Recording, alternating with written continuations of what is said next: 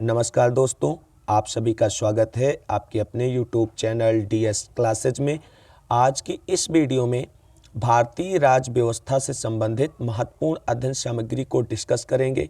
आप सभी साथियों को पता है कि इंडियन पॉलिटी प्रत्येक कॉम्पिटिटिव एग्जाम्स में पूछी जाती है, तो इस वीडियो को देखने के बाद आपके LT ग्रेड एग्ज़ाम का जो GS का पेपर होगा उसकी तैयारी हो जाएगी।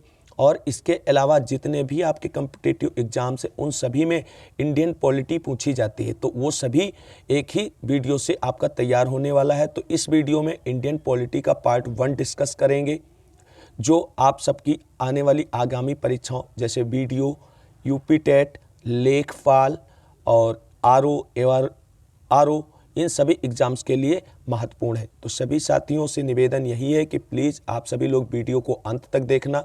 वीडियो अच्छा लग जाए तो वीडियो को लाइक कर देना, दोस्तों में शेयर कर देना और चैनल को सब्सक्राइब कर देना अगर आप मेरे चैनल पर पहली बार विजिट कर रहे हैं। तो आइए शुरू करते हैं आज का वीडियो और इंडियन पॉलिटी का पार्ट 1 देखते हैं। तो जैसा कि आप सभी लोग जानते हैं कि इंडियन पॉलिटी हमारी शुरू होती है भारत का संवैधानिक विकास से। कहाँ से शुरू होती है? भारत का संवैधानिक विकास से। तो इसमें आज इस वीडियो में केवल हम भारत का संवैधानिक विकास ही डिस्कस करेंगे। तो सबसे पहले जान लेते हैं संविधान यानी कॉन्स्टिट्यूशन है क्या। तो संविधान नियमों तथा कानूनों का वह संग्रह है जिसके आधार पर किसी देश का शासन संचालित किया जाता है। भारत का भी अपना एक संविधान है। भारतीय संविधान के विकास को भारत में कंपनी के शासन तथा क्राउन के शासन के अंतर्गत निर्मित अधिनियमों के विकास के रूप में समझा जा सकता है। अर्थात संविधान एक ऐसा लिखित दस्तावेज है जिसमें किसी भी देश के राज्य के क्रियाकलापों को सुचारू रूप से संचालित करने के लिए नियमों तथा कानूनों का संग्रह होता है। तो भारत का संविधान जो है वो आप सभी लोग जानते हैं कि अचानक नहीं विकसित हुआ है, बल्कि इसका विकास धीरे धीरे क्रमिक रूप में हुआ है। तो सबसे पहले इसके संवैधानिक विकास को 2 भागों में बांट लिया गया है। एक तो कंपनी के अधीन और दूसरा ताज या क्राउन के अधीन। कुछ जो एक्ट या अधिनियम आए हैं उन्हीं को हम भारतीय संविधान के ऐतिहासिक विकास की पृष्ठभूमि के रूप में देखते हैं। तो आइए देखते हैं कौन कौन से संवैधानिक प्रावधान आए हैं। तो सबसे पहले देख लेते हैं कंपनी के शासनाधीन पारित प्रमुख नियम। पहला है रेगुलेटिंग एक्ट 1773, दूसरा है पिट्स इंडिया एक्ट 1784, तीसरा है चार्टर एक्ट 1793, अगला है चार्टर एक्ट 1813, उसके बाद अगला है चार्टर एक्ट 1833, उसके बाद है चार्टर एक्ट 1853। तो ये जो चार्टर एक्ट है ये सभी 20 सालों के बाद आने वाले एक्ट हैं और ये कंपनी के शासन के अधीन आए थे। अब अगला आगे देखते हैं कि क्राउन यानी ताज के शासन में पारित होने वाले कौन कौन से प्रमुख अधिनियम हैं। तो 1858 का भारत शासन अधिनियम, 1861 का भारत परिषद अधिनियम, 1892 का भारत परिषद अधिनियम, पुनः 1909 का भारत परिषद अधिनियम, 1919 का भारत शासन अधिनियम, 1935 का भारत शासन अधिनियम, 1947 का भारतीय स्वतंत्रता अधिनियम। तो भारत का संवैधानिक विकास इन सभी प्रावधानों के संयुक्त या सम्मिलित रूप को माना जाता है। अब इन सभी को एक एक करके देख लेते हैं कि कौन कौन से प्रावधान किस एक्ट में हुए। तो सबसे पहले हम डिस्कस करेंगे 1773 का रेगुलेटिंग एक्ट। इस अधिनियम के द्वारा भारत में ईस्ट इंडिया कंपनी के शासन पर ब्रिटिश सरकार का नियंत्रण स्थापित किया गया। अगला पॉइंट है, इस अधिनियम के तहत बंगाल के गवर्नर को बंगाल का गवर्नर जनरल पद नाम दिया गया एवं उसकी सहायता के लिए 4 सदस्यीय कार्यकारी परिषद का गठन किया गया। 1773 के रेगुलेटिंग एक्ट के तहत बंगाल के गवर्नर को बंगाल का गवर्नर जनरल बना दिया गया। अगला है पॉइंट, इस व्यवस्था के तहत वारेन हेस्टिंग्स बंगाल का प्रथम गवर्नर जनरल बना। तो वारेन हेस्टिंग्स जो है वो बंगाल का अंतिम गवर्नर था, इसीलिए उसे वहाँ का प्रथम गवर्नर जनरल बना दिया गया। अगला पॉइंट है, इस व्यवस्था के तहत मद्रास एवं बम्बई के गवर्नर को बंगाल के गवर्नर जनरल के अधीन कर दिया गया। आगे देखते हैं,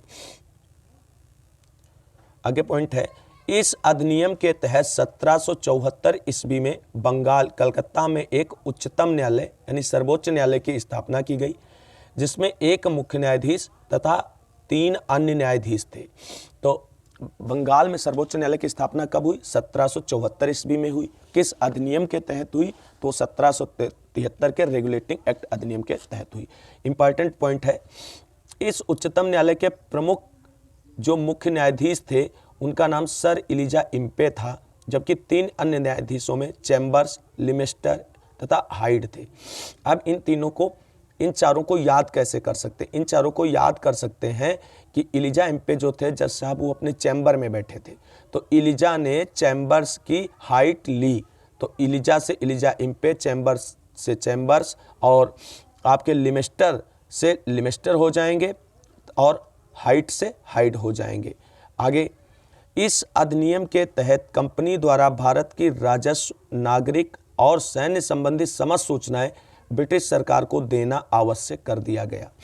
तो 1773 का रेगुलेटिंग एक्ट जो था साथियों, वो भारत के संवैधानिक विकास की प्रथम सीढ़ी माना जा सकता है। आगे देखते हैं, एक छोटा सा एक्ट आया है 1781 में, जिसे हम एक्ट ऑफ सेटलमेंट कहते हैं। इसका उद्देश्य क्या था?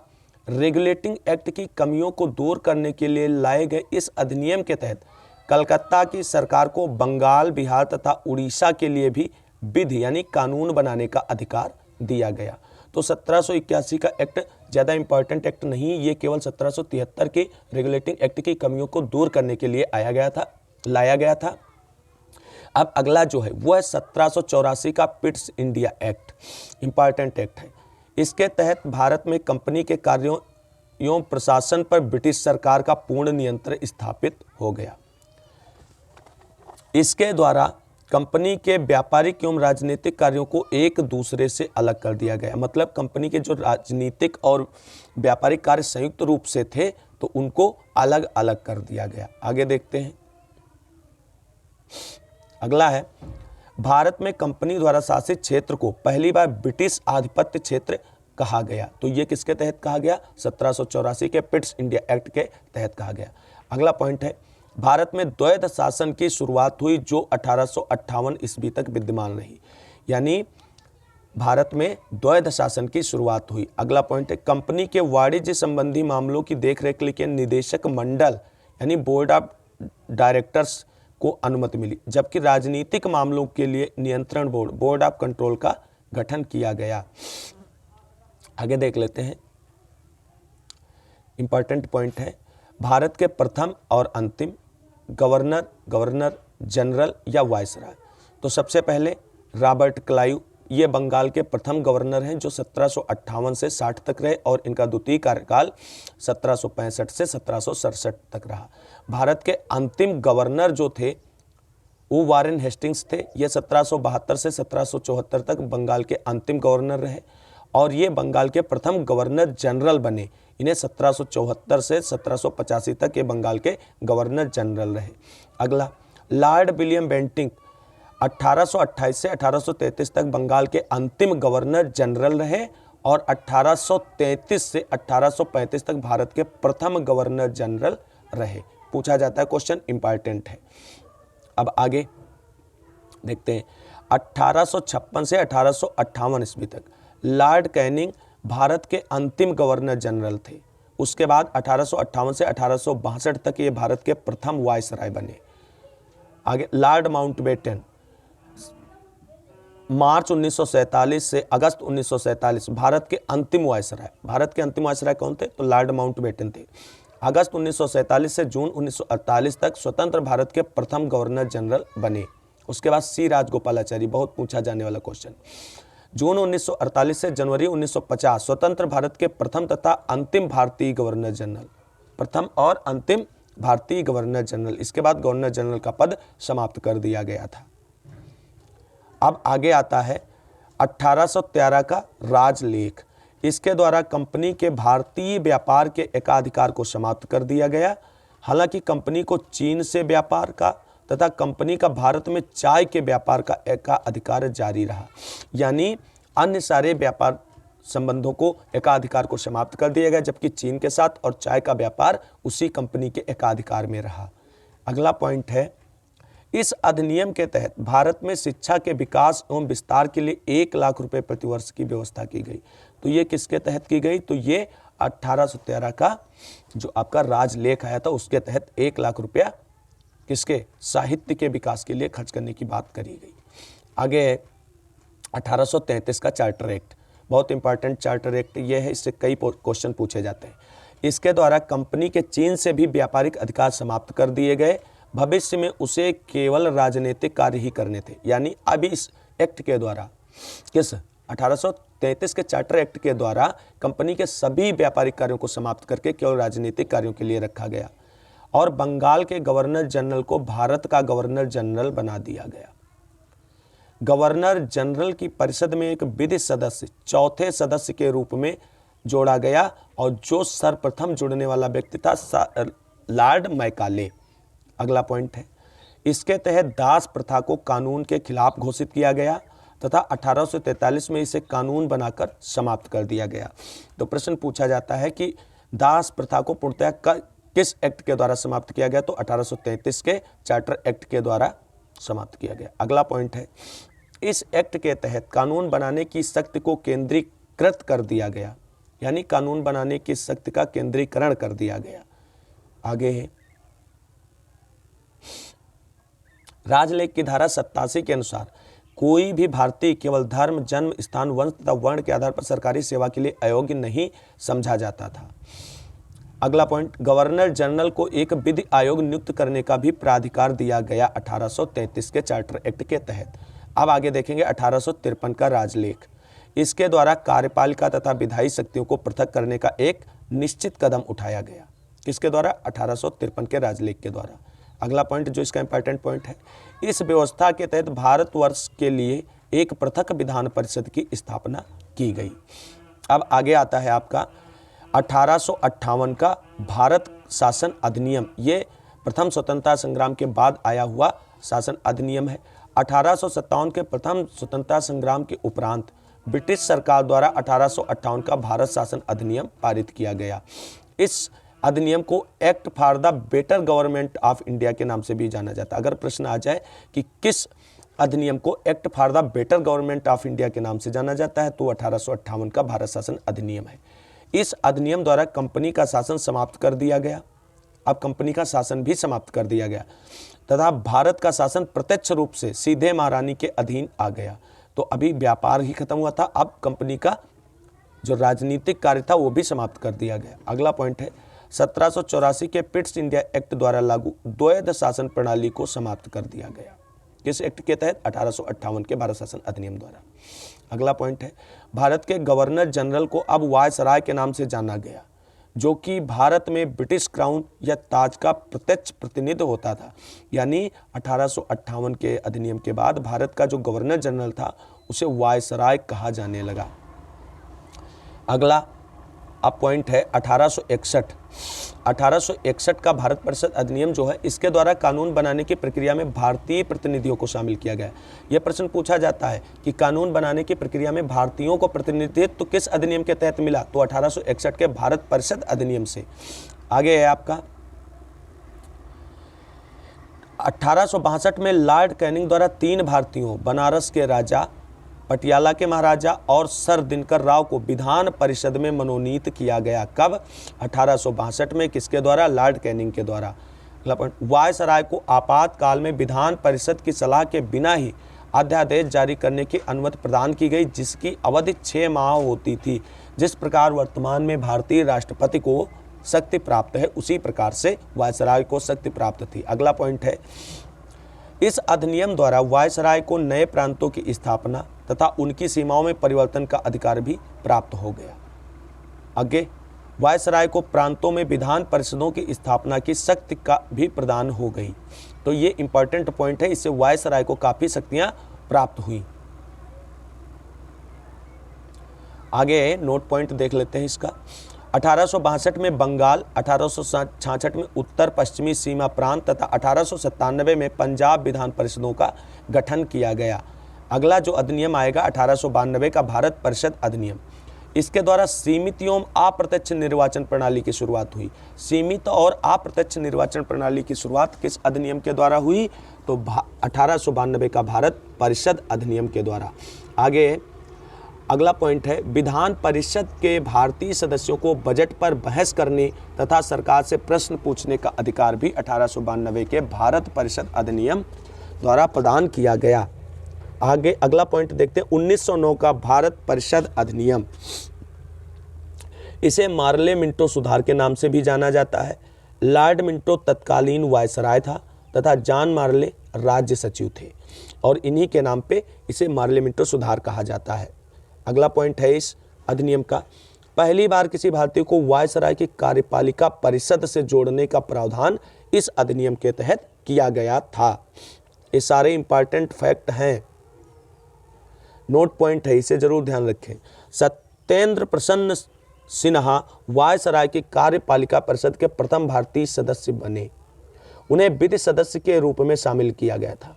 तो सत्येंद्र प्रसाद सिन्हा जो थे वो वायसराय की कार्यपालिका परिषद के प्रथम भारतीय सदस्य बने और उन्हें विधि सदस्य के रूप में सम्मिलित किया गया। अगला पॉइंट है, इस अधिनियम द्वारा मुसलमानों के लिए सांप्रदायिक प्रतिनिधित्व तथा अलग निर्वाचन क्षेत्रों की स्थापना की गई। इसने सांप्रदायिकता को वैधानिक रूप प्रदान किया, इसीलिए लॉर्ड मिंटो को सांप्रदायिक निर्वाचन के जनक के रूप में जाना जाता है। आया समझ में? लॉर्ड मिंटो को सांप्रदायिकता का जनक कहा जा सकता है, सांप्रदायिक निर्वाचन का जनक कहा जा सकता है। अगला जो आपका अधिनियम है 1919 का भारत शासन अधिनियम, इसे मॉन्टेग्यू चेम्सफोर्ड सुधार के नाम से भी जाना जाता है। इस समय मॉन्टेग्यू जो हैं भारत के राज्य सचिव, जबकि चेम्सफोर्ड भारत के वायसराय थे। प्रांतों में आंशिक उत्तरदायी शासन तथा द्वैध शासन की स्थापना की गई। प्रांतों में द्वैध शासन के जनक लियोनेल कार्टिस थे। इंपॉर्टेंट पॉइंट नोट करिए आप सभी लोग कि प्रांतों में द्वैध शासक के जनक जो हैं लियोनेल कार्टिस थे। अगला पॉइंट, प्रांतीय विषयों को दो भागों हस्तांतरित और आरक्षित में बांटा गया। हस्तांतरित विषयों का प्रशासन गवर्नर उन मंत्रियों की सहायता से करता था जो विधान परिषद के प्रति उत्तरदायी थे, जबकि आरक्षित विषयों पर गवर्नर कार्यपालिका परिषद की सहायता से शासन करता था। अगला देखते हैं, इस अधिनियम के तहत केंद्र में द्विसदनीय व्यवस्था स्थापित की गई। किस अधिनियम के तहत केंद्र में द्विसदनीय व्यवस्था स्थापित की गई? तो इस अधिनियम के तहत स्थापित की गई और प्रत्यक्ष निर्वाचन की व्यवस्था प्रारंभ की गई।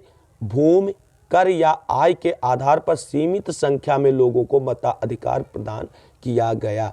तो सीमित संख्या में लोगों को मताधिकार 1919 के अधिनियम के द्वारा प्रदान किया गया। आगे, सांप्रदायिक आधार पर सिखों, भारतीय ईसाइयों, आंग्ल भारतीयों और यूरोपियों के लिए अलग निर्वाचन के सिद्धांत को लागू किया गया। किस अधिनियम के तहत? 1919 के अधिनियम के तहत।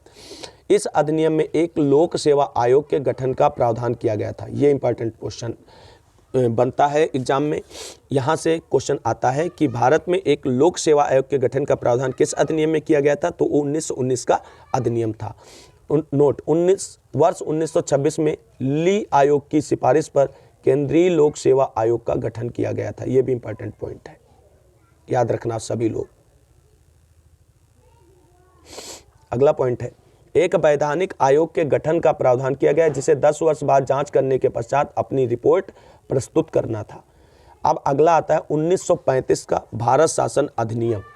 यही हमारे संविधान की आगे चलकर नींव बनता है। तो ये क्या है? यह एक विस्तृत दस्तावेज था जिसमें 321 अनुच्छेद और 10 अनुसूचियां थी। इसमें प्रस्तावना का अभाव था। 1935 में प्रस्तावना नहीं थी, जबकि भारतीय संविधान में प्रस्तावना है। इस अधिनियम द्वारा अखिल भारतीय संघ की स्थापना का प्रावधान किया गया, जिसे ब्रिटिश भारतीय प्रांत तथा कुछ भारतीय रियासतों को मिलाकर स्थापित किया जाना थी। हालांकि यह व्यवस्था कभी अस्तित्व में नहीं आई। आगे देखते हैं, प्रांतों में द्वैध शासन की व्यवस्था समाप्त करके केंद्र में द्वैध शासन लागू किया गया तथा प्रांतों को स्वायत्तता प्रदान की गई। तो केंद्र में द्वैध शासन कब लागू किया गया? तो 1935 के भारतीय शासन अधिनियम के तहत। अगला पॉइंट है, कुछ प्रांतों में द्विसदनात्मक व्यवस्था की गई। कुल 11 ब्रिटिश प्रांतों में से 6 प्रांतों बम्बई, मद्रास, बिहार, बंगाल, संयुक्त प्रांत और असम में विधान परिषद और विधानसभा की स्थापना हुई। किस अधिनियम के तहत? 1935 के भारत शासन अधिनियम के तहत। अगला पॉइंट है, इस अधिनियम के तहत वर्ष 1937 में एक संघीय न्यायालय की स्थापना की गई। यही हमारे देश का बाद में सर्वोच्च न्यायालय बनता है। इसने भारत शासन अधिनियम 1858 द्वारा स्थापित भारत परिषद को समाप्त कर दिया। किसने? 1935 के भारत शासन अधिनियम ने। अगला पॉइंट है, इस अधिनियम द्वारा बर्मा को ब्रिटिश भारत से पृथक कर दिया गया तथा 2 नए प्रांत सिंध और उड़ीसा का निर्माण हुआ। देश की मुद्रा और साख पर नियंत्रण के लिए भारतीय रिजर्व बैंक की स्थापना भारत शासन अधिनियम 1935 के तहत की गई। लगभग 10% जनसंख्या को मताधिकार भी प्रदान किया गया इस अधिनियम के तहत। एक संघीय लोक सेवा आयोग की स्थापना के प्रावधान के साथ साथ प्रांतीय सेवा आयोग तथा संयुक्त सेवा आयोग की स्थापना का प्रावधान भी किया गया। तो यह था भारत शासन अधिनियम 1935। अगला है 1947 का भारतीय स्वतंत्रता अधिनियम। इसने भारत में ब्रिटिश राज को समाप्त कर दिया। अविभाजित भारत का विभाजन कर 2 स्वतंत्र अधिराज्यों डोमेनियन स्टेट्स भारत तथा पाकिस्तान की स्थापना की गई। किसके तहत? 1947 का भारतीय स्वतंत्रता अधिनियम। अगला पॉइंट है आपका, इसने दोनों अधिराज्यों की संविधान सभाओं को अपने देश का संविधान बनाने और उसके लिए किसी भी देश के संविधान को अपनाने की शक्ति दी। दोनों अधिराज्यों को ब्रिटिश राष्ट्रमंडल से अलग होने की स्वतंत्रता थी। इसने 15 अगस्त 1947 से भारतीय रियासतों पर ब्रिटिश संप्रभुता की समाप्ति की घोषणा की। आगे देखते हैं इसी में, भारतीय रियासतों को यह स्वतंत्रता कि वह भारत अधिराज्य या पाकिस्तान अधिराज्य के साथ मिल सकते हैं या स्वतंत्र रह सकते हैं। यह भारत के जितने भी रियासत थे, देशी राजा थे, उनको सबको ये स्वतंत्रता दी गई। प्रत्येक अधिराज्य के अपना संविधान बनने तक भारत शासन अधिनियम 1935 के तहत शासन संचालित किए जाने की व्यवस्था की गई। अब आप देखेंगे संविधान का निर्माण। तो वर्ष 1946 में कैबिनेट मिशन के तहत भारतीय संविधान सभा के गठन का प्रस्ताव किया गया था। कैबिनेट मिशन के तहत संविधान सभा के कुल सदस्यों की संख्या 389 प्रस्तावित की गई थी। इनमें से 296 सीटें ब्रिटिश भारत और 93 सीटें देशी रियासतों को आवंटित की जानी थी। अगला पॉइंट है, ब्रिटिश भारत को आवंटित 296 सीटों में से 292 का चयन 11 प्रांतों तथा 4 का चयन मुख्य आयुक्तों के प्रांतों से किया जाना था। सामान्यतः प्रत्येक 10 लाख की जनसंख्या पर 1 सीट आवंटित की गई। ये अनुपात था, पूछा जाता अनुपात कितना था, तो 10 लाख की जनसंख्या पर 1 सदस्य। प्रांतों को आवंटित की गई सीटों का निर्धारण 3 समुदायों मुस्लिम, सिख और सामान्य के आधार पर विभाजित कर किया गया था। अगला इंपॉर्टेंट पॉइंट है, संविधान सभा की पहली बैठक 9 दिसंबर 1946 को नई दिल्ली में संपन्न हुई और इसकी अध्यक्षता संविधान सभा के अस्थायी अध्यक्ष डॉक्टर सच्चिदानंद सिन्हा ने की थी। अगला पॉइंट है, इस बैठक का मुस्लिम लीग ने बहिष्कार करते हुए अलग पाकिस्तान और अलग संविधान सभा की मांग की। तो संविधान सभा की प्रथम बैठक का आविष्कार या बहिष्कार बहिष्कार या विरोध किसने किया? तो वो मुस्लिम लीग ने किया था। अगला पॉइंट है, पहली बैठक में केवल 207 सदस्य उपस्थित रहे जो कि कांग्रेस के सदस्य थे। देशी रियासत हैदराबाद ने संविधान सभा की बैठक में भाग नहीं लिया। तो पूछा जा सकता है प्रश्न, किस देशी रियासत ने संविधान सभा की बैठक में भाग नहीं लिया? तो हैदराबाद की। अगला पॉइंट है, सबसे वरिष्ठ सदस्य डॉक्टर सच्चिदानंद सिन्हा को संविधान सभा का अस्थायी अध्यक्ष चुना गया। इसके 2 दिन बाद 11 दिसंबर 1946 को डॉक्टर राजेंद्र प्रसाद को संविधान सभा का स्थायी अध्यक्ष चुना गया तथा HC मुखर्जी को उपाध्यक्ष और BN राव को संविधान सभा का संवैधानिक सलाहकार नियुक्त किया गया। किसको? BN राव को। संविधान सभा में महिला सदस्यों की संख्या 15 थी। आगे देख लेते हैं, और वो कौन कौन सी महिलाएं थी ये भी देख लेते हैं। संविधान सभा में शामिल महिला सदस्यों में विजय लक्ष्मी पंडित, सुचेता कृपलानी, मालती चौधरी, सरोजनी नायडू, हंसा मेहता, राजकुमारी अमृत कौर, पूर्णिमा बनर्जी, रेणुका राय, कमला चौधरी, लीला रे, बेगम एजाज रसूल, अम्मू स्वामीनाथन, जी दुर्गाबाई, दक्षियान बेल्लादुन और एन्नी मैस्करीन थी। ये 15 महिला सदस्य थी संविधान सभा की। अगला पॉइंट है, 13 दिसंबर 1946 को जवाहरलाल नेहरू ने संविधान सभा में उद्देश्य प्रस्ताव पेश किया, जिसे 22 जनवरी 1947 को सर्वसम्मति से स्वीकार कर लिया गया। तो संविधान सभा का जो संगठन था उसके सामने पंडित जवाहरलाल नेहरू जी ने उद्देश्य प्रस्ताव कब प्रस्तुत किया, तो 13 दिसंबर 1946 को, और ये पास कब हुआ, तो ये 22 जनवरी 1947 को। संविधान निर्माण के लिए संविधान सभा द्वारा विभिन्न समितियों का गठन किया गया, जो इस प्रकार से है। यहाँ से प्रश्न पूछ ही लिया जाता है कि किस समिति का अध्यक्ष कौन है। तो जो संघ समिति है इसके अध्यक्ष पंडित जवाहरलाल नेहरू, संघीय संविधान समिति के पंडित जवाहरलाल नेहरू, प्रांतीय संविधान समिति सरदार वल्लभ भाई पटेल, प्रारूप समिति, ड्राफ्टिंग समिति, मसौदा समिति, इन सब एक ही चीज़ के नाम है। इसके अध्यक्ष डॉक्टर भीमराव अंबेडकर जी थे। मौलिक अधिकारों एवं अल्पसंख्यकों संबंधी परामर्श समिति, इसके अध्यक्ष सरदार वल्लभ भाई पटेल थे। मौलिक अधिकार उप समिति JB कृपलानी इसके अध्यक्ष थे। अल्पसंख्यक उप समिति के अध्यक्ष HC मुखर्जी थे। प्रक्रिया नियम समिति जो है इसके अध्यक्ष डॉक्टर राजेंद्र प्रसाद जी थे। आगे प्रक्रिया राज्यों के लिए समिति जवाहरलाल नेहरू, संचालन समिति या स्टीयरिंग समिति कमेटी इसे कहते हैं, इसके राजेंद्र प्रसाद थे। तदर्थ राष्ट्रीय ध्वज समिति डॉक्टर राजेंद्र प्रसाद। अगला है 29 अगस्त 1947 को एक संकल्प पारित करके प्रारूप समिति का गठन किया गया। तो प्रारूप समिति का गठन कब किया गया, 29 अगस्त 1947 को। इस समिति का अध्यक्ष डॉक्टर भीमराव अंबेडकर को चुना गया। किसका, प्रारूप समिति का। प्रारूप समिति का कार्य संवैधानिक सलाहकार BN राव द्वारा तैयार किया गया संविधान के प्रारूप पर विचार विमर्श करना था। प्रारूप समिति ने 21 फरवरी 1948 को संविधान सभा को अपनी रिपोर्ट प्रस्तुत करी। अब प्रारूप समिति में देखते हैं कौन कौन था, कितने सदस्य थे, कैसे क्या था इसका प्रावधान। तो जो प्रारूप समिति उसमें कुल 7 सदस्य थे। कितने, कुल 7 सदस्य थे। डॉक्टर भीमराव अंबेडकर जी अध्यक्ष थे। सदस्यों में N Gopalaswami Ayyangar, Alladi Krishnaswami Ayyar, doctor KM Munshi, Syed Mohammad Saadulla, N Madhavrao, इन्होंने BL मित्र का स्थान लिया था। पहले ये थे जिन्होंने स्वास्थ्य कारणों से त्यागपत्र दे दिया था। TT कृष्णमाचारी 1948 में DP खेतान की मृत्यु के बाद उनकी जगह ली। आगे देख लेते हैं। संविधान सभा का प्रथम वाचन 4 नवंबर से 9 नवंबर 1948 तक, दूसरा वाचन 15 नवंबर 1948 से 17 अक्टूबर 1949 तक, और तीसरा और अंतिम वाचन जो है वो 14 नवंबर 1949 से 26 नवंबर 1949 तक चला। 26 नवंबर 1949 को संविधान सभा द्वारा संविधान को पारित कर दिया गया। बहुत बार पूछा गया क्वेश्चन है कि संविधान सभा को कब पारित किया गया, तो 26 नवंबर 1949 को संविधान सभा के द्वारा पारित कर दिया गया। संविधान के कुल 15 अनुच्छेदों को 26 नवंबर 1949 को ही लागू कर दिया गया था, जबकि शेष को 26 जनवरी 1950 को लागू किया गया था।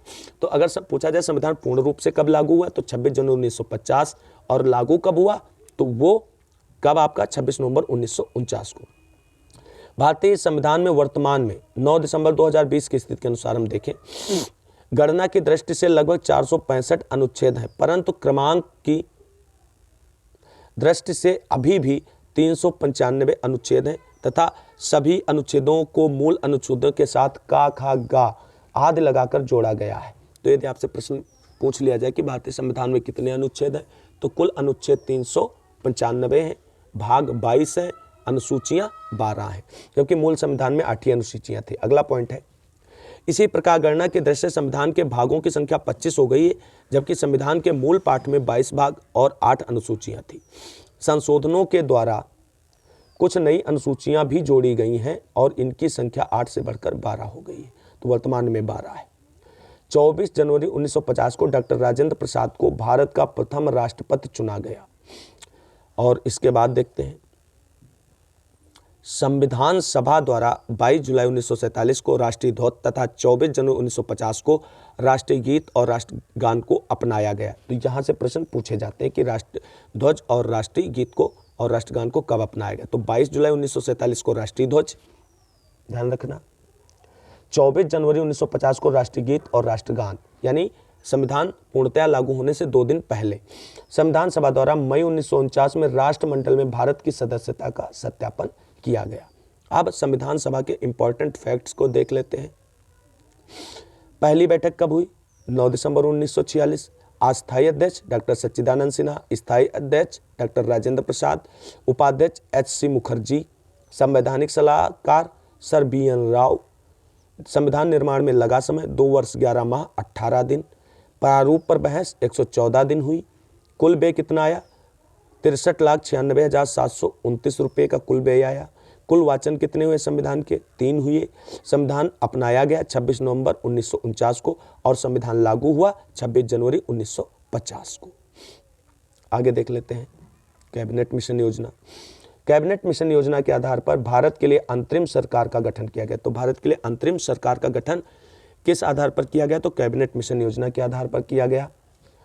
2 सितंबर 1946 को अंतरिम सरकार का गठन किया गया।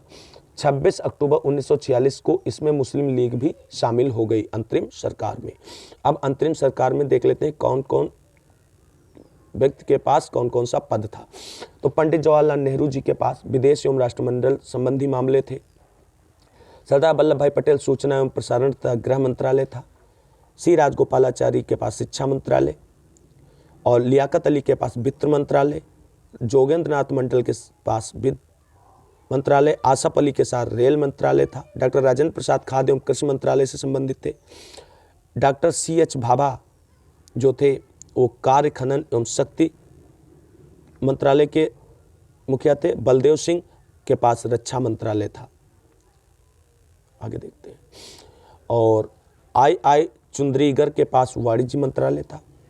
अब्दुल रब नस्तर के पास संचार, डाक एवं वायु मंत्रालय था।